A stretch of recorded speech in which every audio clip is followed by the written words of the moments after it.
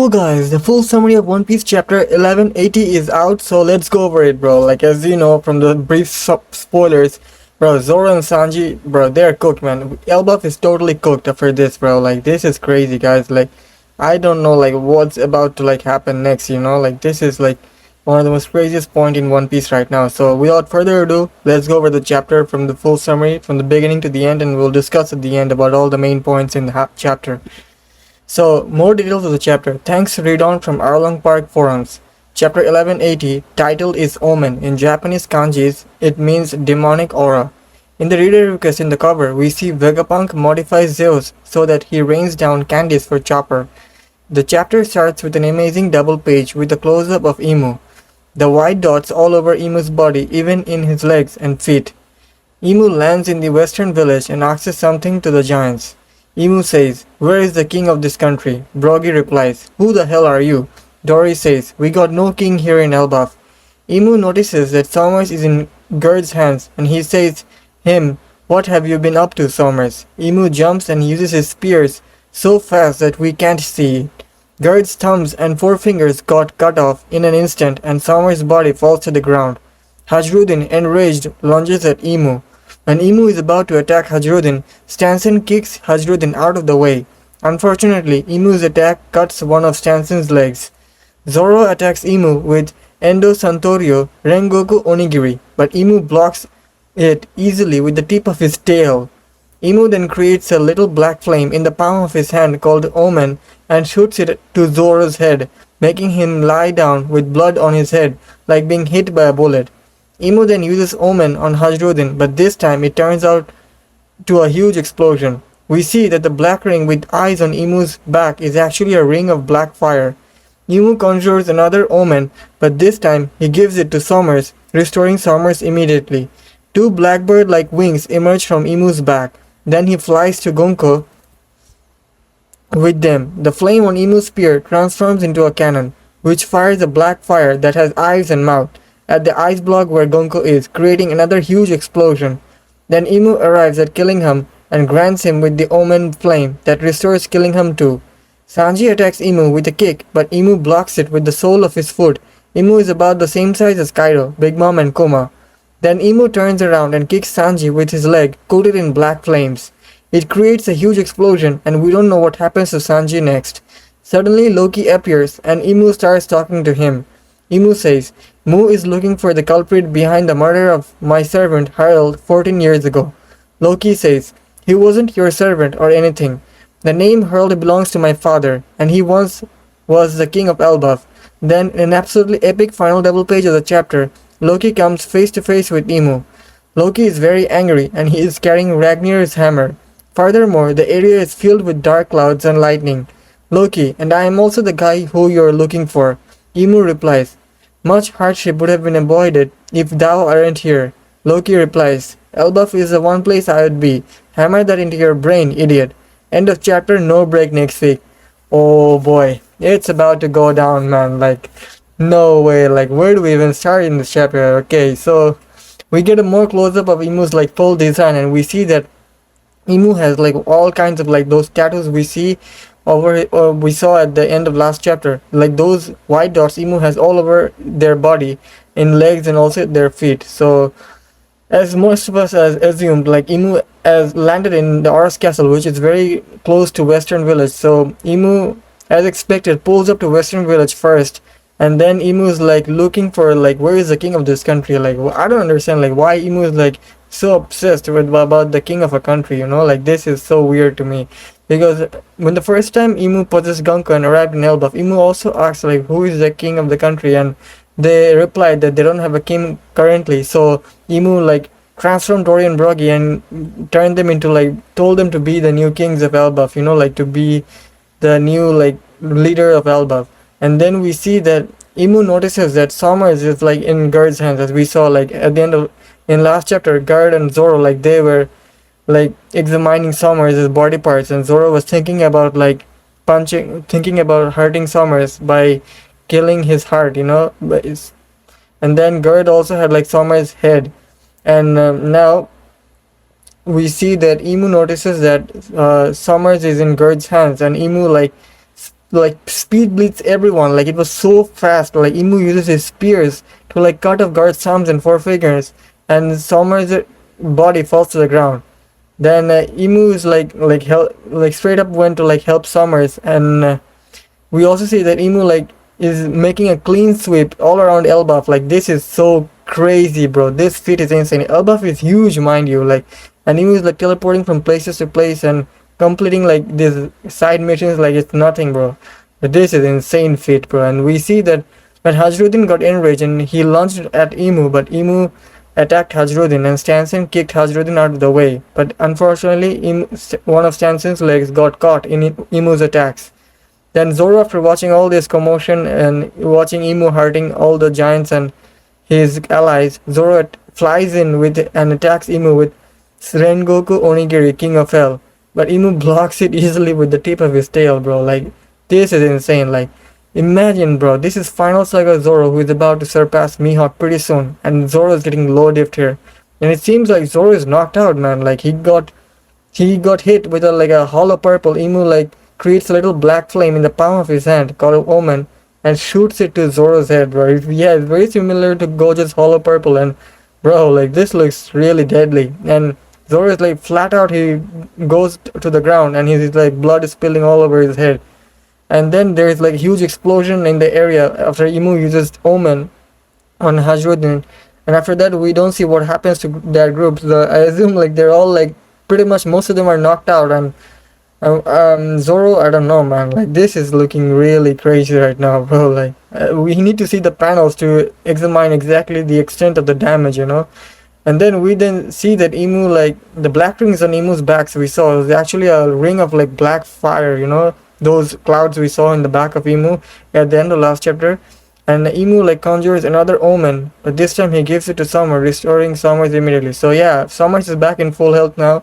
And I assume like they're also getting a little bit of buffed, you know, now they're gonna be more stronger than before. So yeah, it's looking really crazy right now, bro. It is heating up. And we then see the two blackbird like wings emerge from Emu's back, and he flies to the Gonko. And if we see like Emu like also frees Gonko from Ragnar's ice block after creating a huge explosion. And as soon as Emu is done with freeing Gonko, we then see Emu pulling up on Sanji's group where Killingham was, where they were holding Killingham as a hostage, and Emu like grants Omen on to Killingham and restoring him as well. So yeah, bro, like all the Holy Knights, they're all back up, and they're most likely all boosted by Emu's powers, you know. And then Sanji attacks Emu with a kick, but Emu blocks it with the sole of his feet, bro. And Emu's size is a great description of Emu's size here as well. Emu is about the size of Kaido, Big Mom, and Kuma, you know. So yeah, in the last chapter, we saw that Emu was sitting at top of the Oros Castle, and many of us were like pointing out how like the windows in the Oros Castle were very big, and Emu was exactly the size of those windows. And mind you, this is on the size scaling of a giant, so many of us assumed that Emu would also turn out to be a giant, and Emu's size would be massive. So yeah, it turns out Emu is not exactly the size of a regular giant, but we had like more details telling us that Emu is like half of like Gerd, you know, Gerd's size. So yeah, here we get a complete like exact description of what's the size of Emu, and Emu is the size of like Kaido, Big Mom, and Kuma, like a buccaneer type, you know. And bro, like what happened to Sanji? Like after Emu blocks Sanji's attack, Emu then turns around and kicks Sanji with his leg coated in black flames, bro. Like what is going on with these black flames, man? Like imagine, bro, Sanji using Sanji's blue flames and Emu's black flames, bro. Like Sanji's next power up could be something related to these black flames, you know. Like this is crazy, guys. Like the King of Hell and it is insane to see how the King of Hell and the demon leg getting cooked by someone like the real like satanic like demon from the underworld. Like this is crazy. Like Oda is clearly paralleling like for these matches for a reason. And we then see that suddenly Loki appears and Emu starts talking to him. So bro, like after what happened to Sanji, bro? Like I'm worried, bro. Like did Sanji get like erased from existence? Like this is crazy. Like we then see like Loki appearing and Emu starts talking to him, and Emu says Emu is looking for the culprit behind the murder of my servant Harold 14 years ago.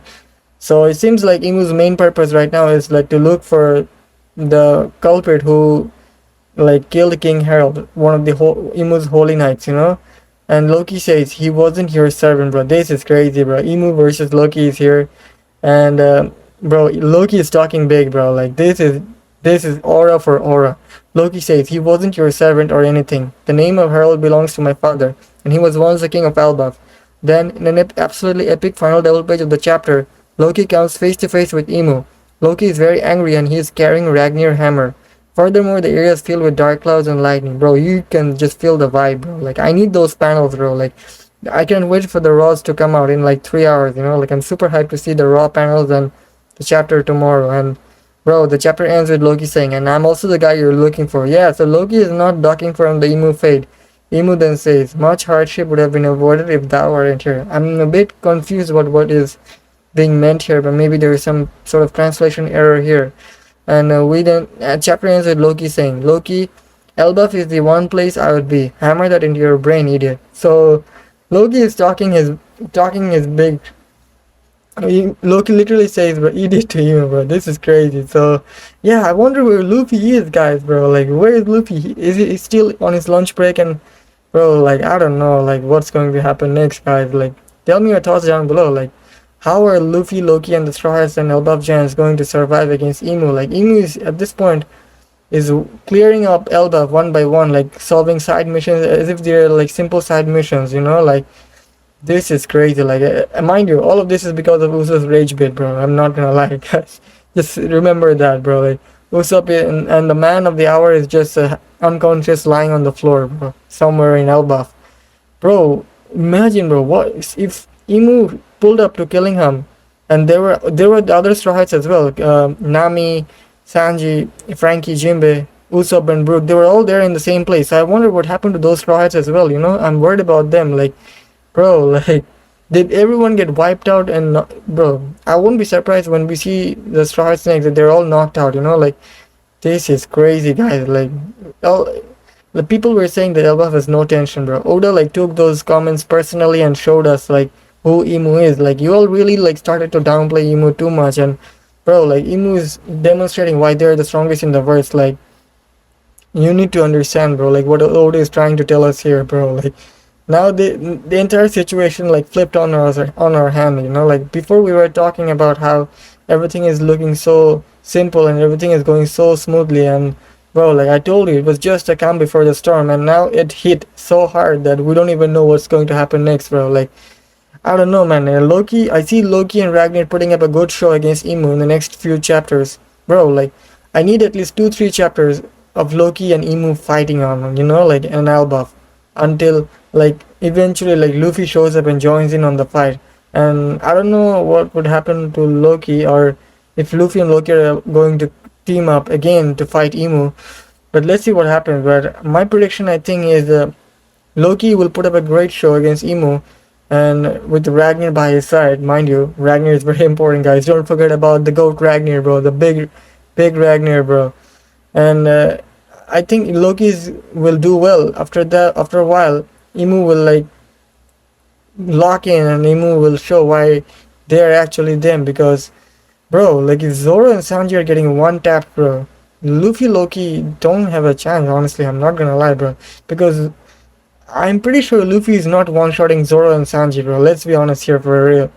Like, this is crazy, guys. So yeah, I cannot wait for Luffy to come back to this action, and bro, this is insane, guys. Like, I don't know, man. Like, Gear 6 incoming, guys. What do you think, bro? Like, because, bro, at this point, Luffy is not like with Gear 5 minutes, mind you. Like, with that stamina, like, Luffy is not able to like stand up to Emu. Like, I'm not gonna lie. So yeah, I could see a situation where like Luffy and Loki are like almost at the brink of like defeat by Emu, and at that point, like, someone shows up in Elbaph, an outside party such as like Dragon or Shanks, bro. Like, those are my like strong bets on who is pulling up to Elbaph to like save the day, you know. Like, at this point, like, Emu is like going to solo Elbaph all by themselves. Or there's another possibility, mind you. Emu is nerfed at this point. Like, Emu is struggling to like fight Emu's body is rejecting itself, like, to stay in the lower realm, like, so.